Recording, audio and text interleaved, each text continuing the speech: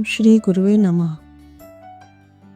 पिछले भाग में हमने हिमालय का वर्णन सुना था, जैसे हिमालय के प्रतीक के रूप में शांति कुंज की स्थापना परम पूज्य गुरुदेव ने की। समस्त ऋषि परंपरा को उन्होंने यहाँ पर स्थापित किया है। पिछले भाग में हमने सुना था अलग अलग ऋषियों की कौन कौन सी परंपरा उन्होंने शांति कुंज में स्थापित की और उन परंपराओं को यहाँ से संचालित किया। उसी क्रम को आगे बढ़ाते हैं। आज आगे पिप्लाद ऋषि का वर्णन उन्होंने बताया है। जैसा खाए अन्न वैसा बने मन। पिप्लाद ऋषि का नाम आपने सुना है। वे भी यहीं रहा करते थे, हिमालय में लक्ष्मण झूला के पास। पीपल के फल खा करके उनने पूरी अपनी जिंदगी बिता दी, क्योंकि वे जानते थे कि जैसा खाए अन्न वैसा बने मन। यदि हम अपने मन को अच्छा बनाने की फिक्र में हैं, तो सबसे पहले शुरुआत अच्छे खाने से करनी होती है। अच्छे खाने से मतलब है कि वो बेईमानी की कमाई नहीं होनी चाहिए। वो अन्न हराम का, बिना खून पसीने का नहीं होना चाहिए। हम मेहनत करके, खून पसीना बहा करके जो अन्न कमाएं, उसी का हम उपयोग करें अपने लिए। वही अन्न शुद्ध अन्न होगा। उसी अन्न से अच्छे मन का निर्माण होगा। पीपल के पेड़ उन दिनों ज़्यादा हुआ करते थे, उनके फल भी ज़्यादा होते थे। तोड़ करके उन्हें साल भर के लिए रख लिया जाता था और उन्हें पूरे साल भर उपयोग करते थे। अगर आप आहार की बात करते हैं तो आपको मालूम है, हमने भी जौ की रोटी के ऊपर में बहुत लंबा समय बिताया। अभी भी ठीक तरह से अन्न नहीं खाते हैं हम। सूत और सौनिक ऋषि की कहानी प्रसिद्ध है। वे कहाँ रहते थे? हिमालय में ही रहते थे। कौन सी जगह? ऋषिकेश में। ऋषिकेश में वे पुराणों की कथा कहते थे। शौनक जी पूछते थे और सूत जी कहते थे। दोनों की कथाएं हैं। पुराने जमाने के तो 18 पुराण 18 समय पर लिखे गए थे। हमने एक ही समय पर प्रज्ञा पुराण लिखा है। ये सब ऋषियों के काम हैं। एक एक ऋषि ने एक एक काम किए थे। हमने सारे ऋषियों के काम का समन्वय किया है। ऋषियों के तरीके से ये सब बनाने की कोशिश की है। राजा हर्षवर्धन थे, जिन्होंने हर की पेड़ी पर बैठ करके अपना सर्वस्व दान कर दिया था और उनके दान से ही तक्षशिला का विश्वविद्यालय बनाया गया था। हम हर्षवर्धन तो नहीं हैं, पर जो कुछ भी हमारे पास था वो सब का सब हमने भी समाज के लिए दे दिया। हर्षवर्धन की जो परंपरा शर्वमेध की थी, हर की पेड़ी के पास थी, हमने भी शांति कुंज में ही वो परंपरा ला करके स्थापित कर दी। कणाद ऋषि विज्ञान और अध्यात्म को मिलाने के लिए प्रयत्नशील रहा करते थे।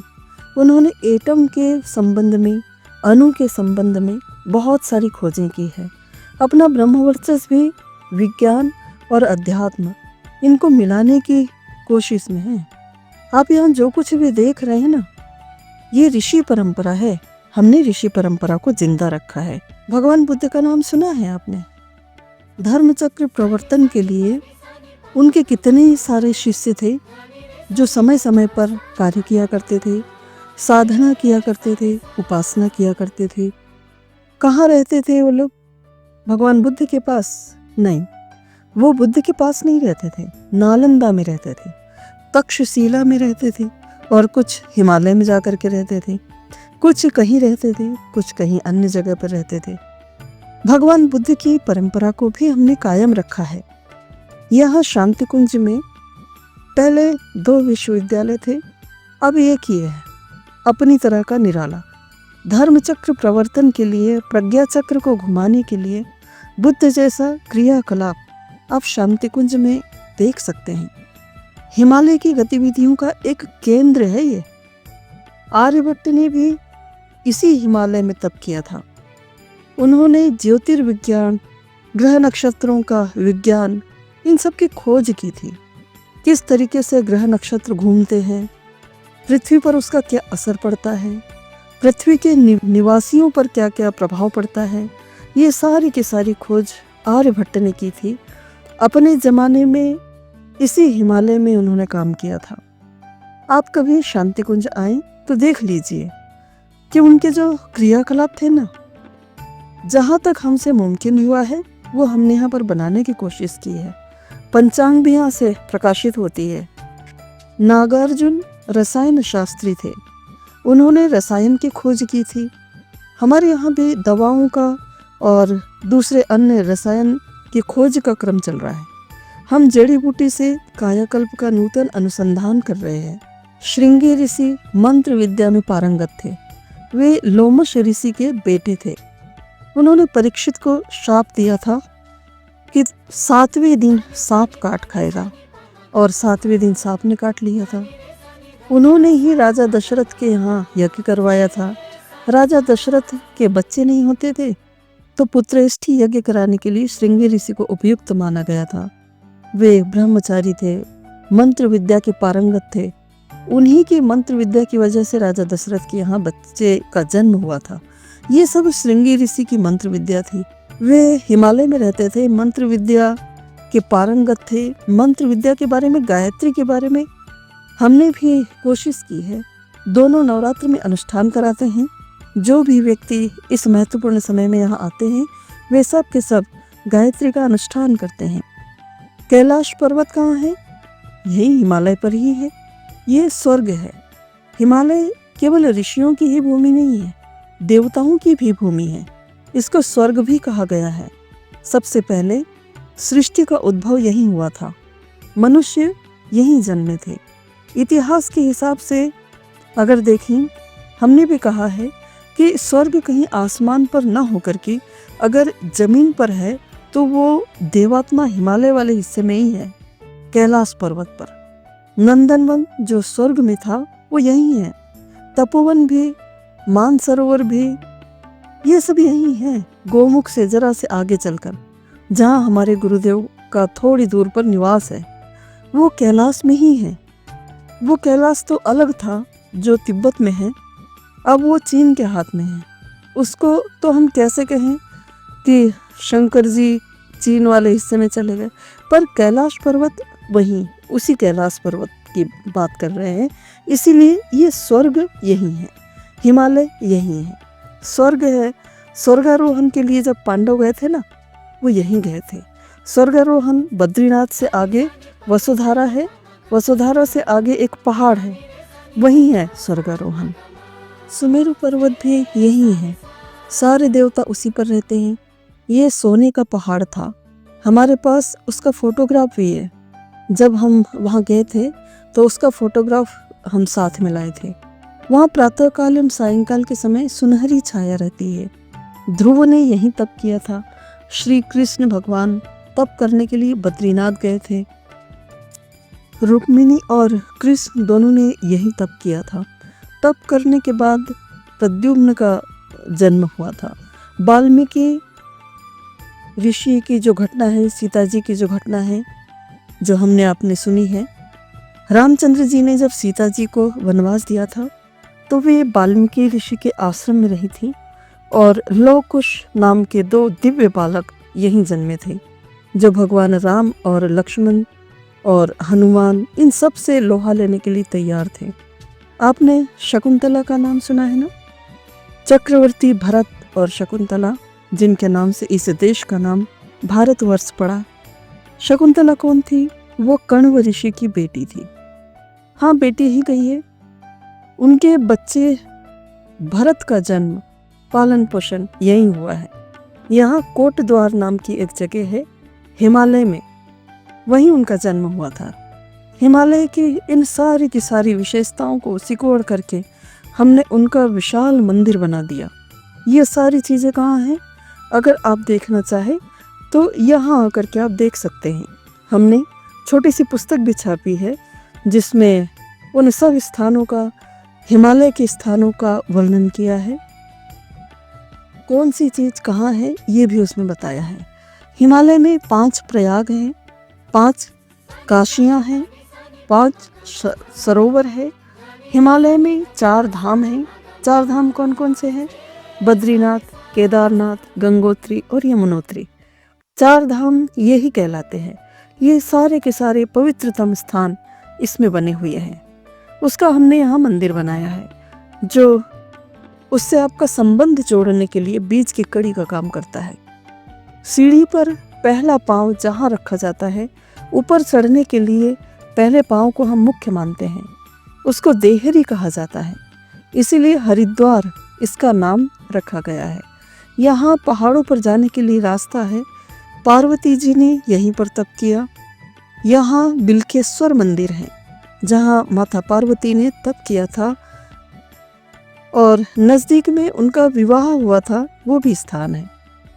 यही पार्वती जी अपने पूर्व जन्म में, जिनका नाम सती था, उनका जन्म हुआ था। और वे जहाँ सती हुई थी, दक्ष प्रजापति नामक स्थान आज भी यहाँ पर है। दक्ष एक वैज्ञानिक थे, उनका सिर काटा गया था, महादेव जी उनसे नाराज हो गए थे, वो स्थान भी यहीं पर है। देवात्मा हिमालय बड़ा शानदार है, इसको क्या कहें, आपसे क्या अनुरोध करें। यही कि हम तो सारी जिंदगी के लिए चले आए इस हिमालय के द्वार पर, मरेंगे तो भी इधर ही, यहीं कहीं। लेकिन आपसे हमारी प्रार्थना है कि ऐसे पुनीत स्थान में आपको जीवन में कहीं ना कहीं जुड़ा जरूर रहना चाहिए। हमको जिंदगी भर में 3 बार हमारे गुरु ने 1-1 वर्ष के लिए बुलाया था हिमालय में, बैटरी चार्ज करने के लिए। बैटरी जब धीमी हो जाती है तो गाड़ियाँ धीमी हो जाती हैं, उनको दोबारा चार्ज करना होता है, फिर वो बैटरी काम करने लगती है। इसीलिए जब हमारी बैटरी धीमी पड़ी, तब हमको हमारे गुरु ने बुलाया और अब हम यहाँ हैं। आपको हम निमंत्रण भेज रहे हैं इस व्याख्यान के द्वारा। आपको जब भी कभी मौका मिले, तीर्थ यात्रा का जब भी कभी मौका मिले, आप यहाँ शांति कुंज में आने की कोशिश कीजिए, जहाँ सारे ऋषियों की परंपरा है, जहाँ हिमालय की सारी विशेषताओं को हमने एकत्रित करके रखा है। जब आपका जन्मदिन हो, विवाह दिन हो, आप यहाँ आने की कोशिश कीजिए। और बच्चों के संस्कार कराने हो, 16 संस्कार में जो भी संस्कार कराना हो, आप यहाँ आने की कोशिश कीजिए। यहाँ आकर के बच्चों के संस्कार कराइए। बच्चों के संस्कार कराने के लिए पुनीत स्थान की लोग तलाश करते हैं। किसी देवी के यहाँ, किसी मंदिर में लोग संस्कार कराने जाते हैं। आप भी यहाँ आ सकते हैं। श्राद्ध और तर्पण, श्राद्ध तर्पण कराने के लिए भी ऐसे ही नियम है। यहाँ बद्रीनाथ के पास ब्रह्म कपाल नाम का स्थान है, वहाँ लोग तर्पण कराने जाते हैं। यहाँ भी तर्पण कराते हैं, श्राद्ध कराते हैं।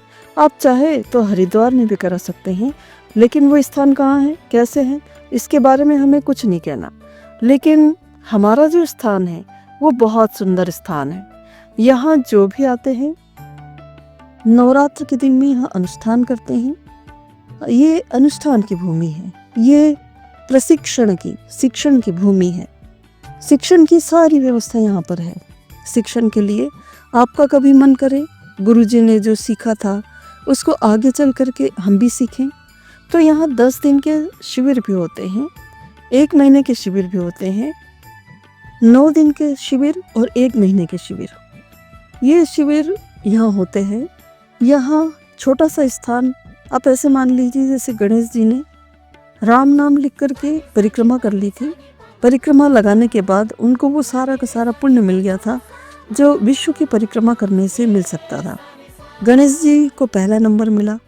उनका चूहे की सवारी और इस पर बैठ करके सारे विश्व में घूमना तो संभव नहीं था। उन्होंने विवेक से काम लिया और राम नाम की परिक्रमा लगा ली थी। ये छोटा सा गायत्री तीर्थ, छोटा सा शांति कुंज उन सारी विशेषताओं से भरा हुआ है। हम तो अब ज़्यादा समय तक यहाँ रहेंगे नहीं, अभी सन 2000 तक तो हम रहने वाले हैं, पर हो सकता है सूक्ष्म शरीर से रहें। यहाँ हमारी प्रेरणा बराबर काम करती रहेगी, आपको बराबर वो लाभ मिलता रहेगा जो मिलना चाहिए। बहुत ही सुंदर जगह है, बहुत ही शानदार जगह है शांति कुंज। इन सारे ऋषियों का, यहाँ के 24 गायत्री के 24 ऋषियों का, उन सारे ऋषियों का सार यहाँ पर है। वे ऋषि जो करते थे उनकी परंपरा का सार यहाँ पर आपको देखने मिलेगा।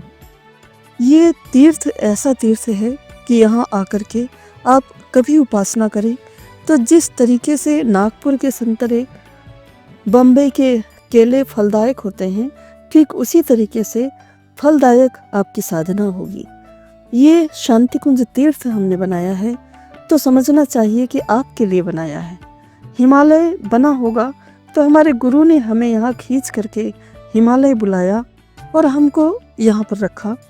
हम आपको खींच करके यहाँ बुलाएंगे कि आप शांति कुंज आया करें। साल में एक बार किसी प्रकार आने की कोशिश किया करें। यहाँ के आने जाने में जो आपका पैसा लगा है ना, समय लगा है ना, जो कुछ भी चीज़ें लगी हैं, ये सब की सब सार्थक सिद्ध होने वाली है, निरर्थक सिद्ध नहीं होगी। शांति कुंज आकर के देखिए, आपको सार्थक लगेगा यहाँ आना, आपको सार्थक लगेगा आपका पैसा खर्च करना, आपका समय खर्च करना। बस और तो कुछ नहीं कहना है। आज बस इतना ही कहना था। आज के बाद समाप्त। ओम शांति। हमारे YouTube चैनल SSR विचार क्रांति को सब्सक्राइब एंड शेयर करें और बेल नोटिफिकेशन ऑन करें।